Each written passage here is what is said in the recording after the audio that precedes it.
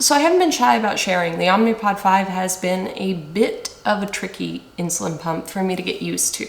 But nevertheless, a year down the line, I have it still. So if you're interested, I have made a video all about my first week, my first few months on the Omnipod 5, and then also compare and contrast of the TSlim and the Omnipod 5. The TSlim is the pump that I came from onto the Omnipod 5, and especially comparing those two algorithms. So I will link all those videos down below if you're interested in checking them out. So because of the tubeless aspect, I have really dug in and made this pump work for me, and I am very, very, very happy with it now. But it takes a little learning and it takes a little hacking, I guess you could say, is what I've done. If I could, I'd put one of those stamps of like the unauthorized tips and tricks, because this is just stuff that I've done. I don't need to bang on and on about it, but I'm not a doctor. I'm not a medical professional in any way, shape, or form. So this is me just sharing from one diabetic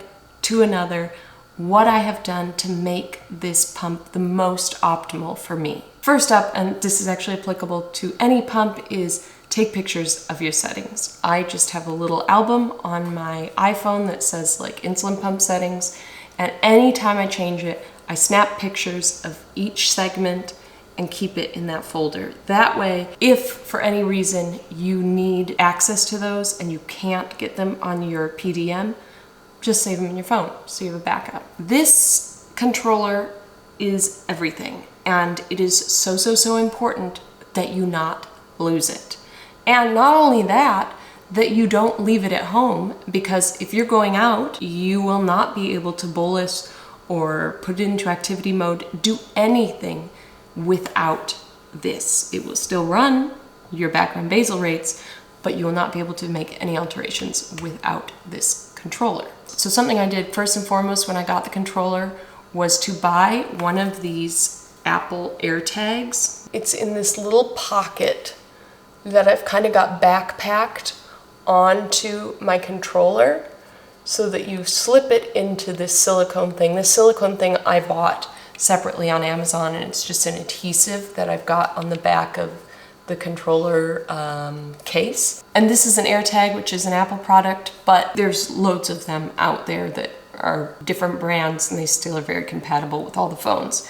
The thing I love about this is that I not only can locate it if I lose it, but I get notified if I leave the house without it. I'll get this little text on my phone that says, we've lost contact or whatever with your Omnipod PDM. So that has been equally as helpful as the locating aspect, because I actually have never lost it, knock on wood, but I have left the house without it mistakenly a couple times. Next up, and this is kind of notorious for the Omnipod 5, but that is pre-bolus generously. And I should say pre-bolus is when you take your insulin a certain amount of time prior to a meal. I actually have a video on this, I'll link it down below. Because of the algorithm and how relatively conservative it can be in the background, sometimes you are going into a meal with hardly any insulin on board.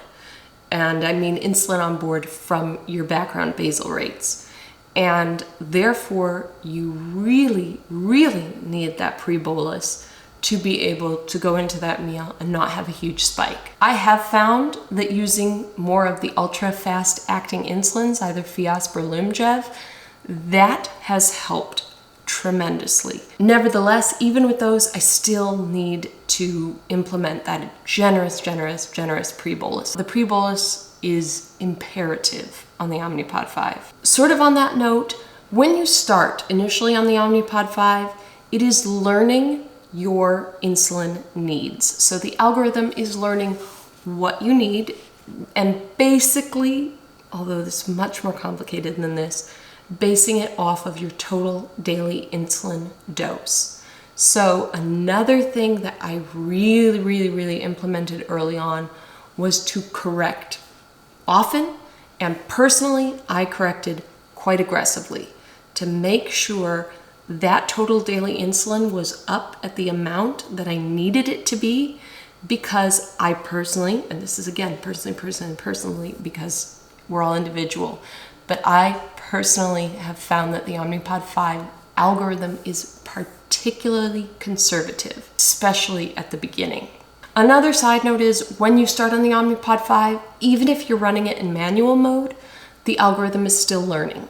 So you can certainly run it in manual mode and not feel like you're losing out on that algorithm learning process because it is still learning. Next up, and I've touched on this briefly, super ultra fast acting insulin has helped me with this system tremendously,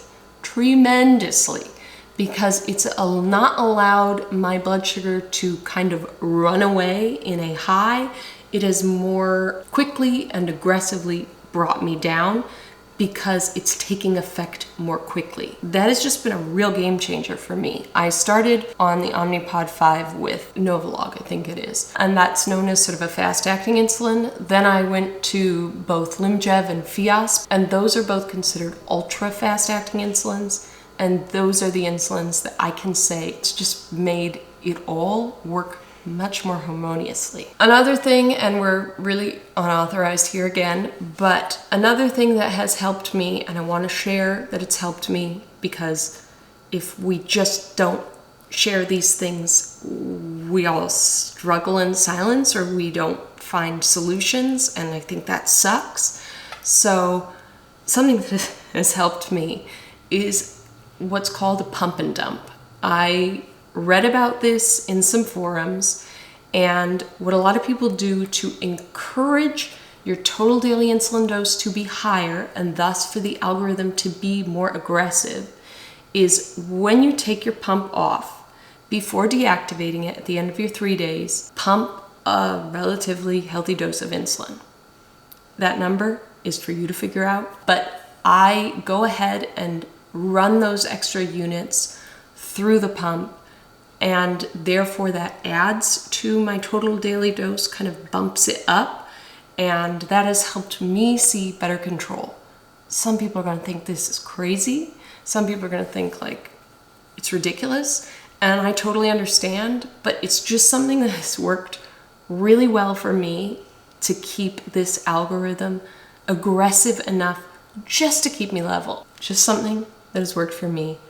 Do not do this without the supervision of your medical professional.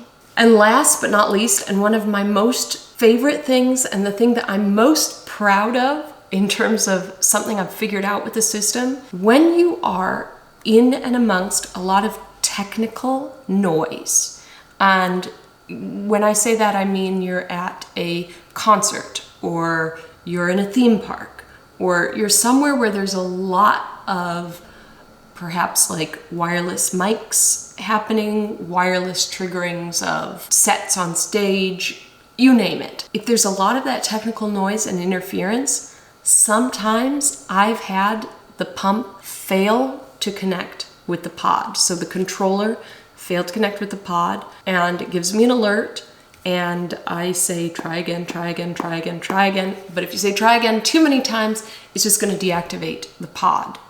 And what I have found is if I step away from that technical noise and hit try again, I'm more often than not able to reconnect my pod and the controller. That has been remarkably helpful and saved me from losing a lot of pods. Because at the beginning, I just thought, oh, that's the way it is. And I just sort of would try again, fail out, and then I'd have to replace the pod.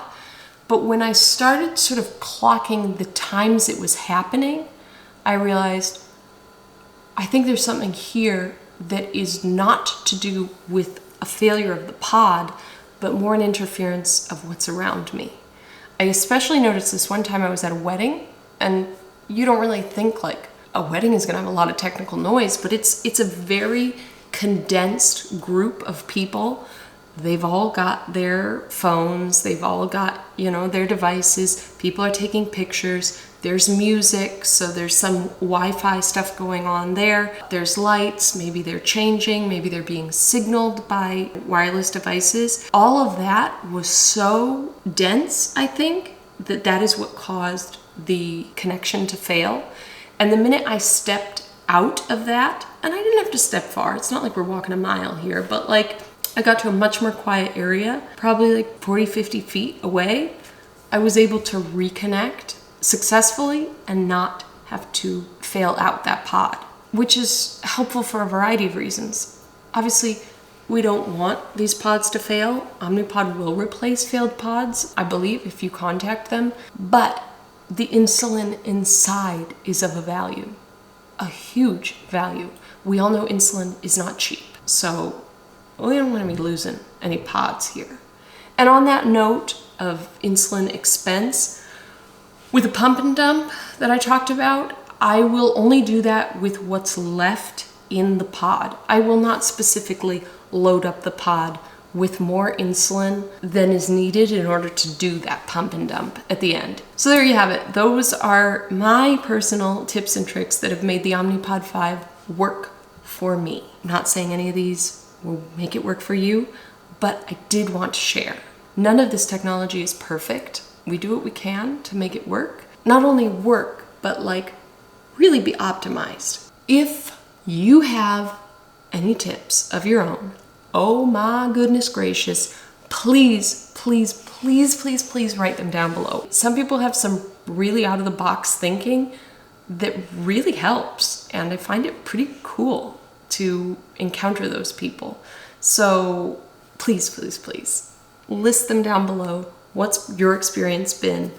And we'll get a conversation going. I wish you guys a wonderful day wherever you are in this world. I wish you great blood sugars. I wish you the best of luck in optimizing your insulin pump for your body.